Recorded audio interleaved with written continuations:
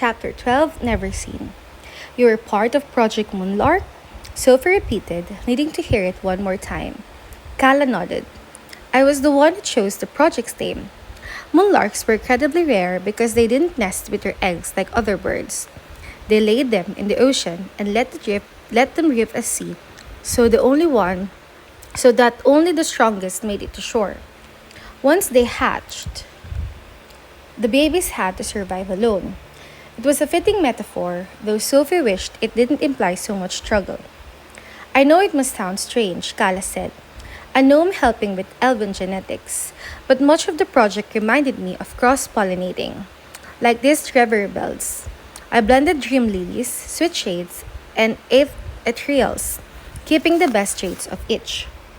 So, you helped tweak my genes, Sophie clarified, hoping Kala wasn't about to tell her she was part plant. It was hard enough knowing her genes had been modeled off alicorn DNA. She didn't need to be the horse girl and the tree girl. Help is the wrong word. I was there to keep the black swan grounded and ensure they never strayed from what was natural or lost sight of the fact that they were sparking the life of an innocent girl. Does that mean you know what they're planning for me? Sophie asked. Plan is also the wrong word. I know their hopes, mostly because I share them. She turned away, humming under her breath and making more reverie bells blossom. Did you like the pin I gave you? It took Sophie a second to realize Kala meant her prattle spin. She reached for her allergy remedy necklace, where the silver bird was still pinned through the cord. How did you know the box would have the moonlark? I have a friend who helps at the Prattle's bakery, and I'd heard that a baby moonlark hatched recently. I asked her to save me the box with the new pin. I wanted to show you that elves aren't the only ones who believe in you. Why? Sophie had to ask. I mean, I'm just one girl. All it takes is one to stand where others fall. Think of the way you defied the Ogre King. No one on the council was willing to take such a risk. But wasn't that a bad thing? Sophie needed a deep breath before she could mumble her next sentence. It sounds like the attack at the Wildwood colony happened right after I read King Dimitar's mind. Are you blaming yourself for the plague? Kala interrupted. It seems like they must be connected, assuming the ogres are responsible. Oh, they're responsible, Kala said darkly. And someday, we'll finally be able to prove it. But that doesn't mean you should put the blame on yourself.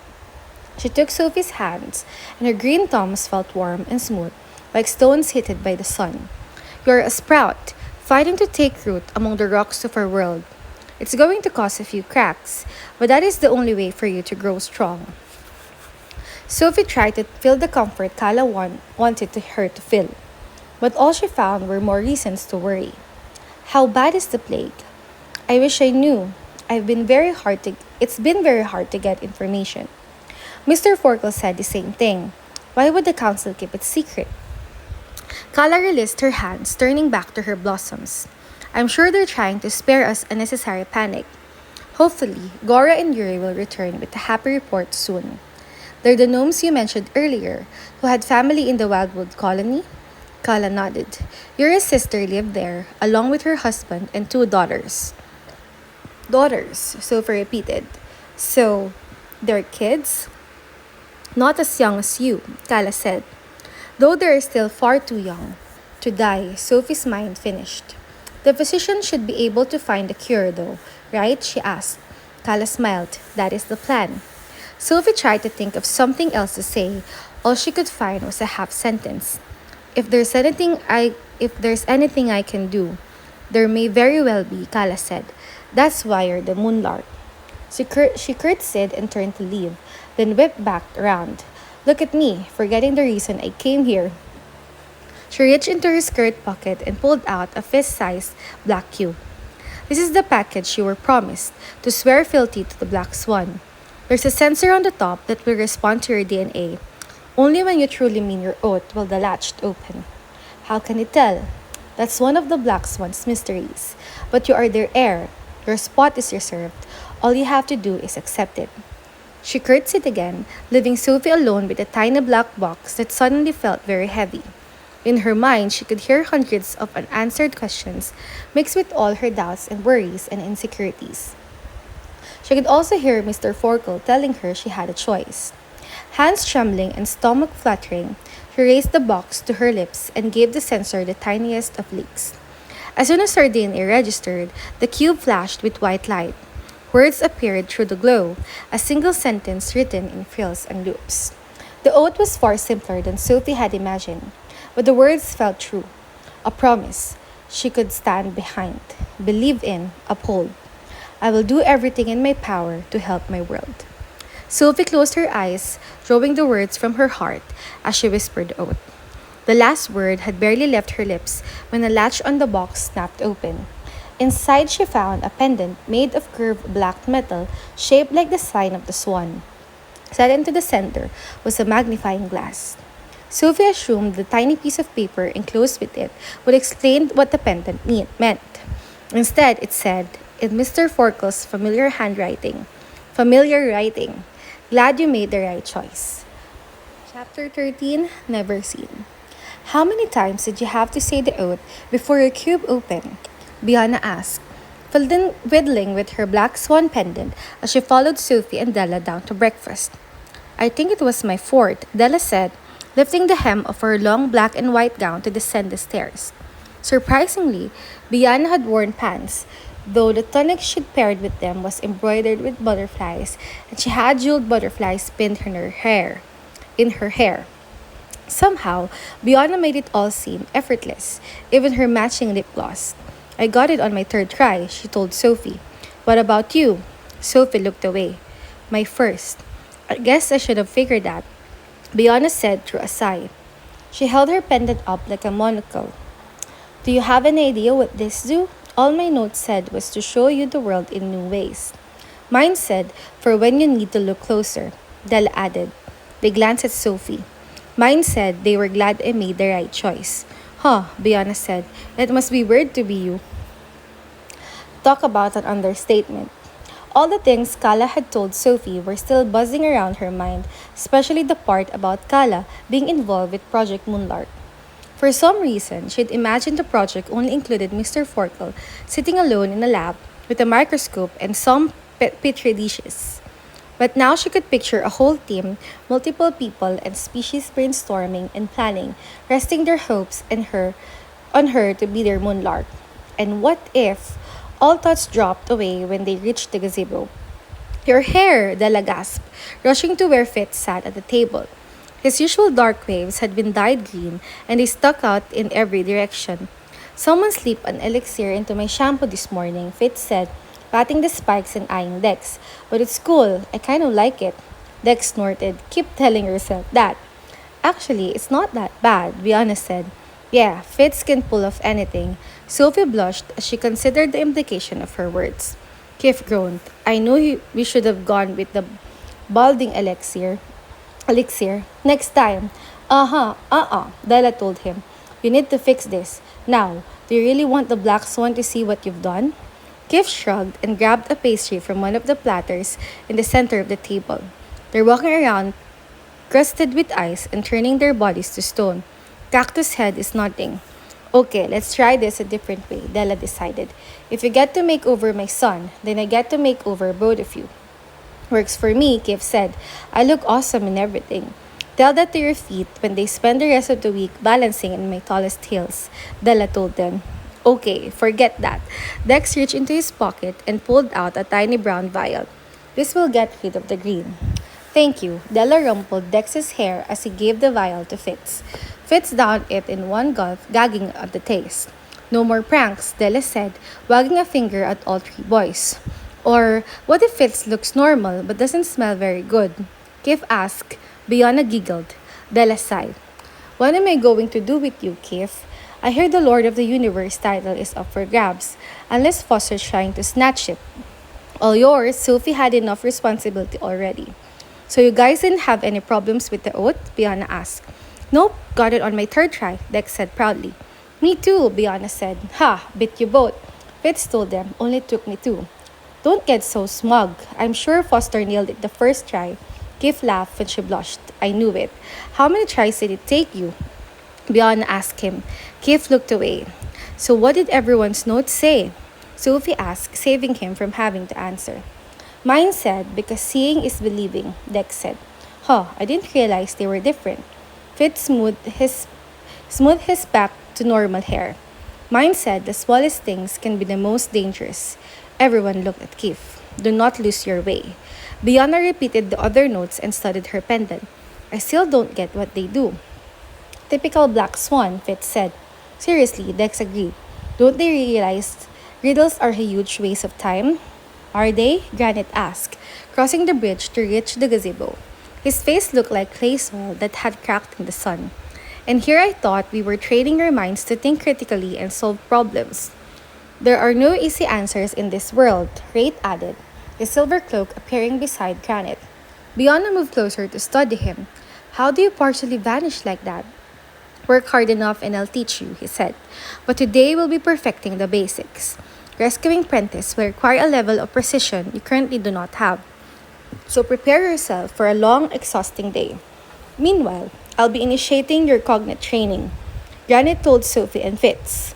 Today will be the test to see if Cognate Dome is truly a possibility. Sophie's stomach dropped in her toes, and she was very glad she hadn't eaten any of the pastries yet. What about us? Keith asked, pointing to himself and Dex. You both have study materials in your rooms, Granite said. You're seriously telling us to go read? Keith asked. Sophie leaned close to whisper. It's only one day. A lot can happen in a day, Foster. You know that better than anyone. It's cool, Dex jumped in. I have a project we can both work on. The way he said project made Sophie wonder what prank he was planning. She hoped it'd be worth it, since she was sure Della would make good on her threat of high heels. But she was glad to see Dex once again keeping Kif from getting too frustrated. Part of her wished she could go with them as they crossed the bridge and headed up the stairs. Instead, she followed Fitz and Granite down to the river, trying to convince herself Cognate training wouldn't be as scary as it sounded. Mr. Forkel and I spent last night preparing this, Granite said, handing Sophie and Fitz each a black notebook labeled Cognate lessons. But as we developed the exercises, we realized we were skipping a crucial step. The three of them sat in the shade of a tree with purple leaves, watching the glassy river rush past. Across the water, Della and Bianna were practicing with Wraith, pacing back and forth while vanishing. Bianna could only walk half the distance of the others before she'd reappear. The Cognate relationship requires both trust and balance, Granite said, reminding Sophie she should be paying attention. And it's impossible to work on the former without the latter. In your case, Fitz, while you're an incredibly talented telepath, your skills simply do not match Sophie's. Sophie cringed, wondering if the criticism would bother Fitz. But he grinned at her and said, Yeah, she makes us all look bad. She does indeed. Granite agreed, his face cracking further as he smiled. So if you're going to be her Cognate, we need to get you up to her speed. But aren't her abilities strong because of all the tweaks you did to her genes? Fitz asked. Actually, much of Sophie's strength comes from practice. Her ability was triggered 8 years ago, and Mr. Forkel trained her mind every night until last year. He did? Sophie asked, shuddering at the mental image. I thought I had to be conscious to learn telepathic skills. Wasn't that why he couldn't teach me to shield? Certain skills, yes, Granite agreed. But others can be absorbed. I'll show you how. He instructed them to scoot closer until their knees were touching. It'll be easier if you hold hands. Sophie tried to return Fitz's smile, but her palms were sweating, which was stupid. She'd held Fitz's hand every time they light-lipped or teleported. It was no big deal. What now? Fitz asked, twining her fingers together. Sophie hoped he couldn't feel her racing pulse. Now I want you to observe Sophie's mind in action. And Sophie, I think it's best if you focus on the skill that seems to come to you the most effortlessly. Transmitting long distances. Oh, I've always wondered how she does that, Fitz said.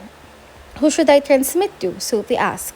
In my telepathy sessions, I always practice on Fitz.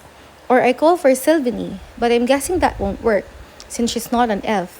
Actually, that could be interesting, Granite said. It might open Fitz's mind to two skills, distance transmission, and telepathy with animals.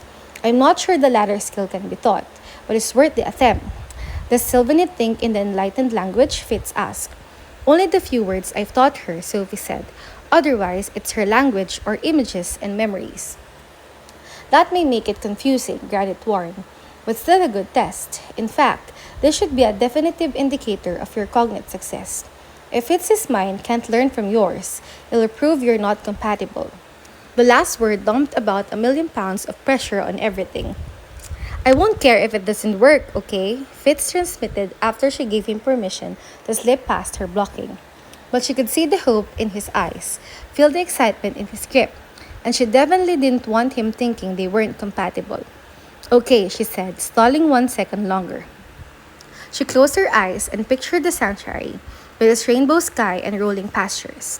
The dwarves had built the lush animal preserve inside the Himalayan mountains to keep it secret from humans. The rock walls also prevented the alicorns from teleporting away. Sophie wished Silveny could have kept her freedom, but the precious alicorn needed protection. The Neverseen had tried to capture Silveny twice. One time, they'd even broken her wing. Silveny, she transmitted, making Fitz jump. Sorry, she mumbled. I should have warned you it'd be loud. But it's awesome, Fitz promised. I need to learn how to project with that kind of power. Hopefully, this process will teach you, Granite reminded him. Silveny, Sophie said again, and this time Fitz barely flinched. He even held steady as she repeated the call a few more times, but he did jump when an exuberant shout filled her mind. Friend! Sophie! Visit! Fly! That is so crazy, Fitz said. Does that mean you can hear Silveny? Granite asked. Fitz laughed. I'm surprised the whole universe can't. Every word she sends needs to end with an exclamation point. Tell me about it, Sophie said. Can you understand what she's saying? Granite asked Fitz. So far, but I think she's speaking the enlightened language. She is. Sophie's mind filled with a new round of visit, visit, visit to several keeps. Wow, she really loves Kif, doesn't she? Fitz transmitted. It's adorable and obnoxious, isn't it? Sophie asked. There were so many Kif chants going, Sophie almost didn't notice when Silveny added a Greyfell to the mix. Is everything okay? She asked. Greyfell was the male alicorn who lived at the sanctuary. He'd grown violent not long after Silveny arrived, but only because he was afraid of the ogre homing device hidden in Silveny's tail. Once the arrow mark had been removed, he'd calmed down. Still, Sophie remembered the ferocity in Greyfell's eyes and the darkness she'd seen in his memories. He'd lived a much harsher life than Silveny, and it had made him cold and wary. And yet, the memories Silveny sent showed the two alicorns playfully dipping and diving through the hologram sky and chasing each other through the colorful meadows. If they hadn't been sparkly flying horses, Sophie would have teased them for flirting. Plus, she honestly hoped that was what they're up to. Silveny and Greyfell were the last of their kind, and everyone was counting on them to repopulate the species. That was why the alicorns needed so much protection. The elves believed that letting any creature go extinct would cause the planet irreversible damage. So whoever controlled the alicorns controlled the council. I'm glad you have a friend, Sophie said, wishing she could reach across the world and stroke Silveny's shimmering nose. You'll have to tell him hi for me. Miss, Silveny told her, making Sophie's eyes burn. I miss you too. But you're safe. Safe, Silveny promised. Which of course led her back to more pleas for Sophie to visit and host of additional gifts. Somewhere around the 10th chant, a new voice joined the mix. One with a crispy accent. Hi, it was a small world, but its effect was huge. Silveny pummeled Sophie with worries as Fitz shouted, I did it! Sophie could hear Granite and Fitz celebrating, but first she had to calm Silveny down. That's Fitz, she told the suspicious alicorn. Friend? Silveny asked. Yes, a very good friend. She sent her memories of the few times Fitz had been around Silveny to remind her who he was. When that didn't seem to be good enough, she replayed the moment Fitz had saved her life, finding her when she was fading away after her kidnapping. Silveny decided. I like him too, as a friend, she added quickly, in case Fitz was listening. But he and Granite were too involved in their deep discussion on Fitz's progress. It's only the first step, Granite told them. but it's very encouraging. You two truly have the most unique connection I've encountered in all my years of telepathy. Sophie's cheeks burned, and she was glad Fitz was too busy trying to transmit again. It took his mind 2 tries, but he managed another high. Fitz, Silveny replied. Sophie, Fitz, friend. Friend, Fitz repeated, his voice louder, more confident. They spent the rest of the day in a bizarre one word at a time conversation. Fitz couldn't understand Silveny unless she spoke the enlightened language, and no matter how hard Silveny tried, he couldn't pick up the emotions or images she sent. Still, Granite was very pleased with their progress. I have absolutely no doubt you two will be able to serve as cognates, he announced when the lesson finished. Fitz beamed at that, and Sophie smiled too, until she remembered that meant they'd have to get to work on the sharing all their secrets thing. She told herself she'd find a way to get used to it, and she put on a brave face through dinner. But her mind was swimming, swimming, swimming, thinking of all the things she shouldn't share. She figured she was in for a long, restless night, but callous reverie bells chased away her worries. She was dreaming of mallow melt and custard bursts and cute boys flying on alicorns when a voice dragged her back to consciousness. Hey, Sophie, wake up! I think I found something.